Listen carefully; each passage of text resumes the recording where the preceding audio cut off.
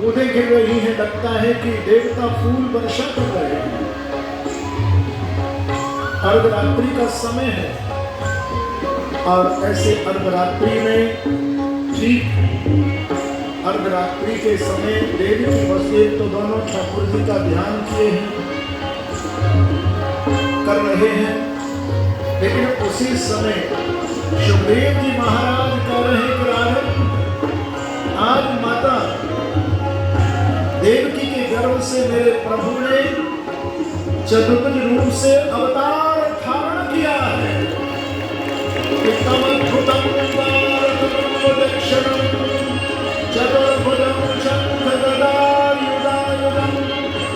श्रीवत्स लक्ष्मण कौस्तुभम् पीताम्बरं सान्द्रपयोधशौभवम्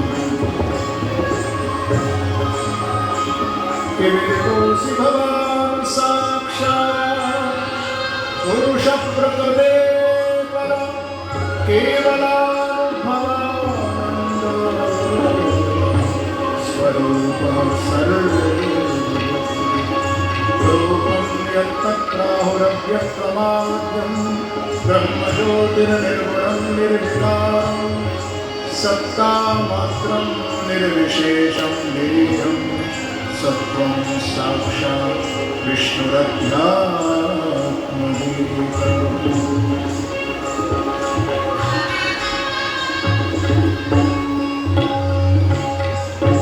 देवकी और वसुदेव की हथकड़ियां बेड़ी खुल गई हैं, ठाकुर जी का दर्शन हुआ, लेकिन शंख चक्र गदा पद्म धारण करके प्रभु खड़े हैं।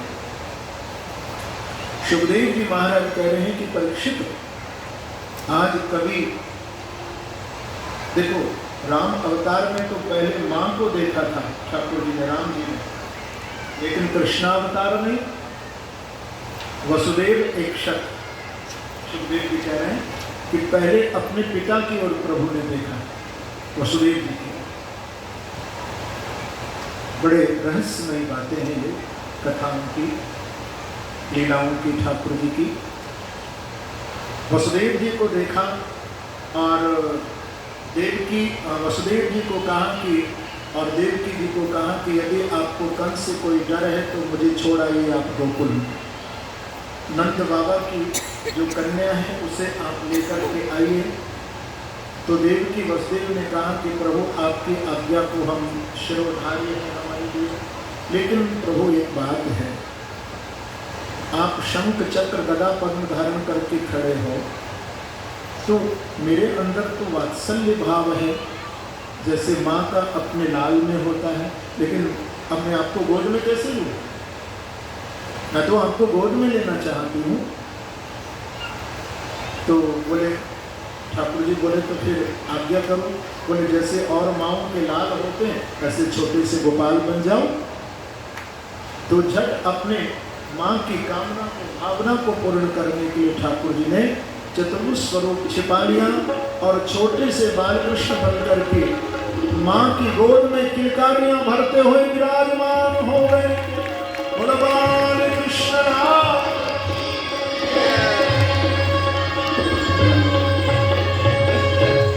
और लेकर के वसुदेव जी उस सुंदर पिटारी में यमुना जी को भी अपने चरणों का चरणामृत दिया और शेष भगवान चक्र छाया कर रहे हैं।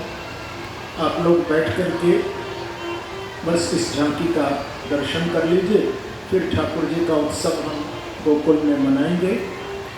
गोविंद मेरो है, गोपाल मेरो है,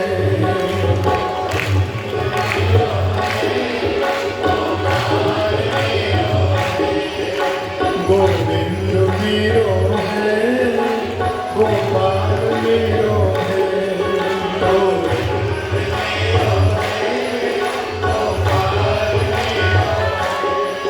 श्री बांके बिहारी नंदलाल मेरो है,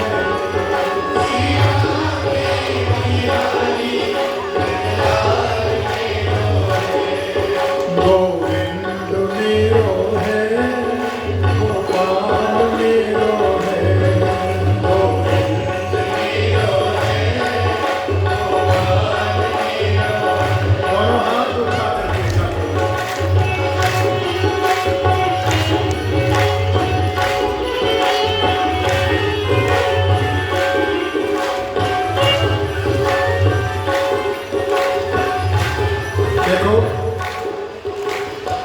मैं आपकी ओर से और अपनी ओर से दोनों की ओर से ठाकुर जी का मैं सम्मान कर रहा हूँ। आप लोग जोरदार ताली बजाओ।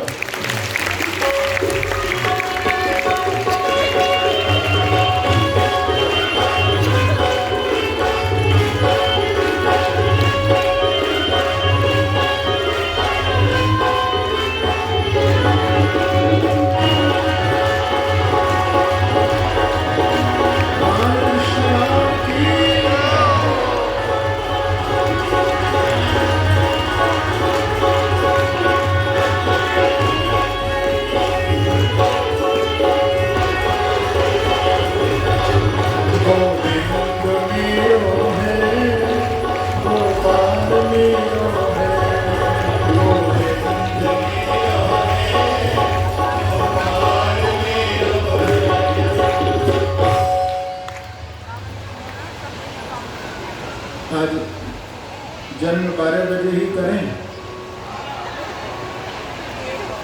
कौन कौन बैठेगा? बैठोगे? अच्छा, जो जानो चाहे, कौन कौन जानो चाहे? अरे कौन ने हाथ नहीं उठाया? कोई बात नहीं, बस 10 मिनट में हम गोकुल में लेकर के आपको लाला का जन्म उत्सव शुरू करते हैं। देखो, लाला को तो छोड़ गए और लाली को ले गए। माघ को महीना आया, माघ मास, मकर संक्रांति का दिन। नंद बाबा के छोटे भैया हैं जिनको नाम है उपनंद, उनके घर भोजन करने के लिए जब आए थे, वो ब्राह्मण और नंद बाबा ने तिलक किया। उनको जब दक्षिणा दिया तो आशीर्वाद मिला, पुत्रवान भव। क्या आशीर्वाद दिया था? जोर से बोलो, पुत्रवान भव। तो नंद बाबा मुस्कुराए, हंसे और बोले कि महाराज, अब आपने आशीर्वाद दे दिया है तो ठीक है, बाकी अब तो हमको संतान की आशा नहीं है, चलो।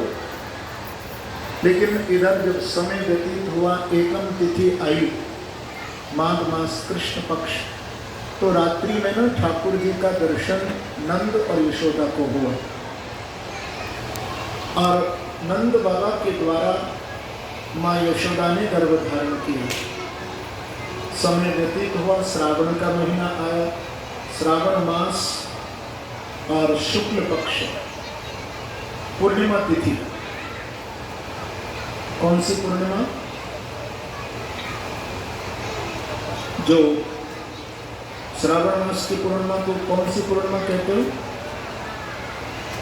रक्षाबंधन।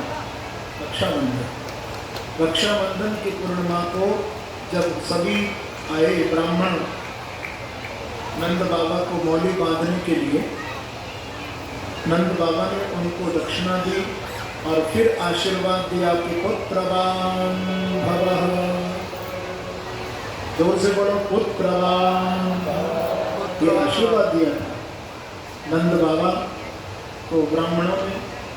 तो नंद बाबा हंसने लगे, बोले महाराज, आशीर्वाद तो आपका फलीभूत हुआ है क्योंकि गर्भवती हो गई हैं ब्रजरानी। पर ये बताओ, पहले भी आपने कही पुत्रवान भव, आज भी कह रहे हो पुत्रवान भव, और कहीं लाला की जगह लाली है गई, तब कहाँ करोगे?